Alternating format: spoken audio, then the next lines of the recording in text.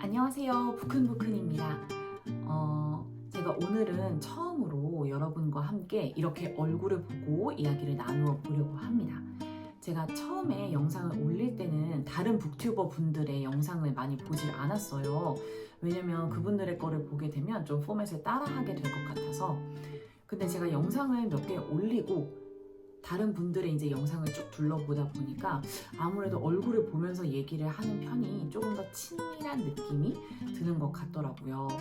그래서 오늘부터는 저도 여러분과 함께 얼굴을 보고 같이 이야기를 나누어 보려고 합니다.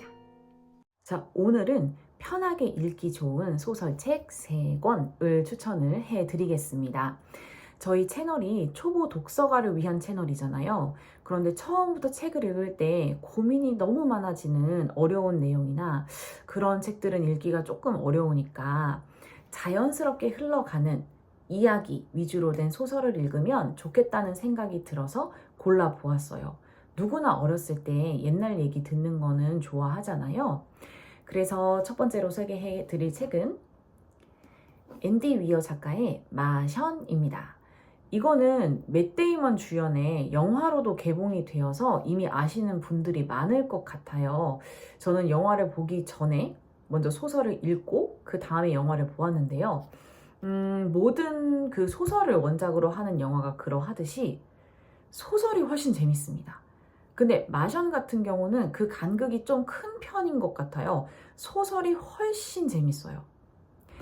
일단 그 어떤 부분에서 그러냐면 스포가 될 수 있기 때문에 제가 아주 간단하게 말씀을 드릴 건데, 이 내용의 주된 그 줄거리가 화성에서 조난을 당한 주인공 마크 와트니가 일단은 이제 자신이 살아남아야 되고, 그 다음에 이제 구조 신호를 보내가지고 구조를 지구로 하게 되는 그런 이제 이야기인데, 그 과정에서 지구에 연락을 하기 위해서 다른 기지로 이동하는 과정이 있어요. 근데 영화에서는 그게 굉장히 쉽고 간단하게 표현이 되는데 책에서는 그게 훨씬 복잡하고 어렵게 표현이 되거든요.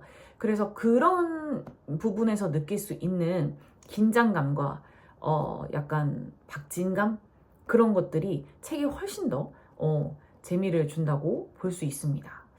읽다 보면 이제 중간중간에 주인공이 자신에게 남은 산소량, 그 다음에 물, 뭐 식량, 이런 것들을 계산하는 그 숫자들이 막 나오는데 저는 정말 숫자에 약한 편이거든요. 그래서 그거를 전체를 다 이해하지는 못했지만 그냥 내용상으로 보았을 때 산소가 엄청 부족하구나.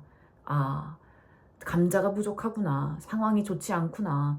이 정도만 이해하면서 따라가셔도 충분히 재미있게 볼 수 있습니다.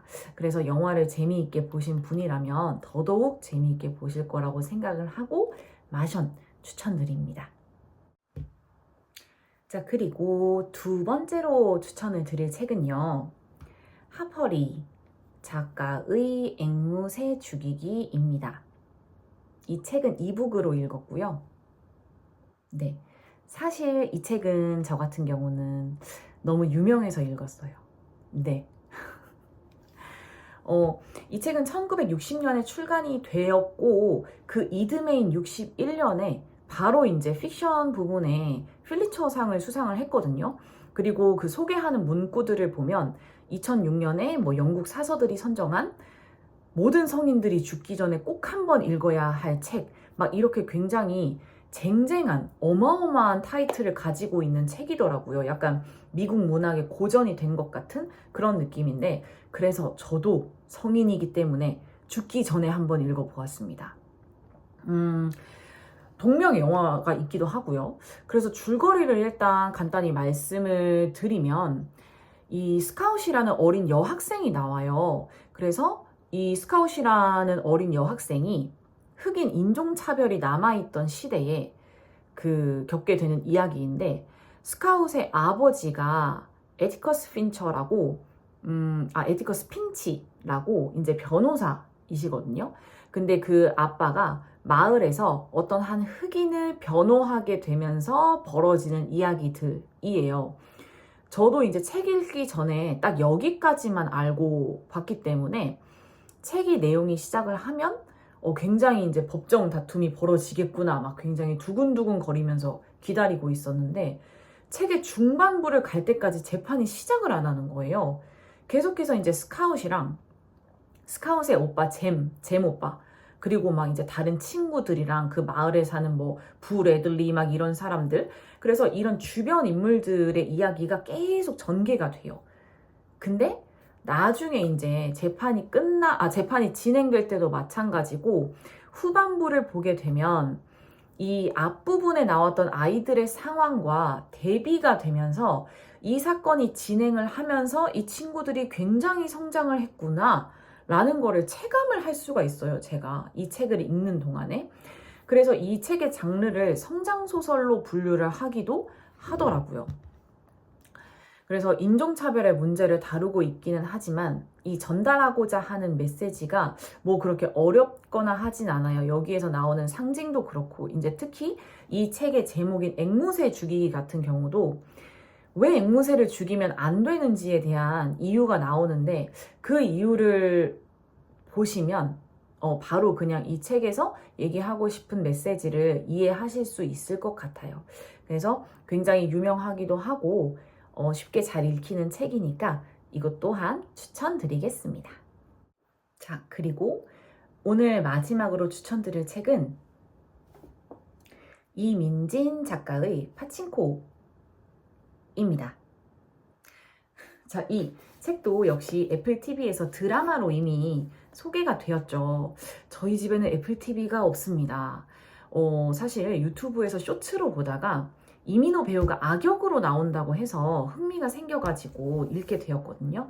그리고 일단 무엇보다 표지가 너무 예쁘지 않나요? 자, 그래서 이제 요거를 읽게 되었는데 정말 극티인 저의 마음도 울린 부분이 많은 그런 소설이었어요.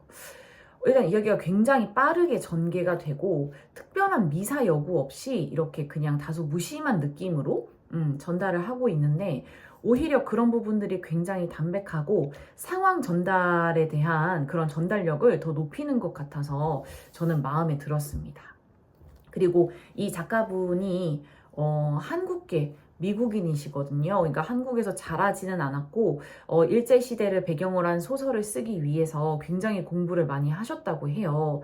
그리고 저도 이제 한국인이다 보니까 그런 시대를 제가 살아보지는 않았지만 결국에는 이런 문제에 대한 생각을 많이 하게 될 것 같은데, 내가 일제시대에 살았다면, 아니 일제시대에 태어났다면 내 정체성에 대해서 확신할 수 있었을까? 나는 과연 목숨 걸고 독립운동을 할 수 있었을까? 그런 유혹에 흔들리지 않을 수 있었을까? 이런 것들에 대한 고민을 읽는 내내 계속 하게 만드는 그런 책입니다. 특히 이제 1권 말고 2권에서는 그런 정체성에 대한 얘기가 조금 더 강력하게 나오는데, 한국인 부모님에게서 태어났지만 일본에서 태어났고, 그런데 일본에서는 계속 이제 이방인 취급을 받고 또 이제 미국에 가서 근무를 하는, 도대체 어디에 속하는지 알 수 없는 이 주인공의 불안하지만 그러면서도 이제 강하게 계속 이어지는 삶에 관한 이야기라고 할 수 있거든요. 그래서 이 책 내용 전체가 제목인 파친코 게임만큼이나 계속 이제 허를 찌르면서 전개가 돼요. 제가 이제 책장을 하나 넘기고 정말 이렇게 놀랬던 부분도 있거든요. 저는 이제 한국에서 태어나 한국인으로 자라면서 정체성에 대한 혼란을 겪으면서 자라지는 않았기 때문에 이 책에서 주인공들이 하는 결정에 대해서 100% 공감을 할 수는 없었지만, 뭐랄까, 그래도 한 가지 분명한 것은 주인공들은 그때 당시에 있어서 본인들이 할 수 있는 최선의 선택을 했다. 그리고 어떻게든 떳떳하게 살아가기 위해서 끊임없이 노력했다는 것. 그거 하나만큼은 굉장히 강하게 느낄 수 있었던 책이었습니다. 그래서 마지막으로 파친코 추천드릴게요. 자, 오늘 제가 소개해드린 3권의 책 어떠셨나요? 첫 번째 가션, 두 번째 앵무새 죽이기, 세 번째 파친코까지. 혹시 흥미가 생기는 책이 좀 있으신가요? 마음에 드는 책이 있으시면 한번 읽어보시고, 이미 읽어보셨다면 댓글로 저와 함께 이야기 나누어 주시면 정말 감사하겠습니다. 그럼 저는 다음에 또 다른 책을 선정해서 여러분과 함께 만나러 오도록 할게요. 감사합니다. 안녕.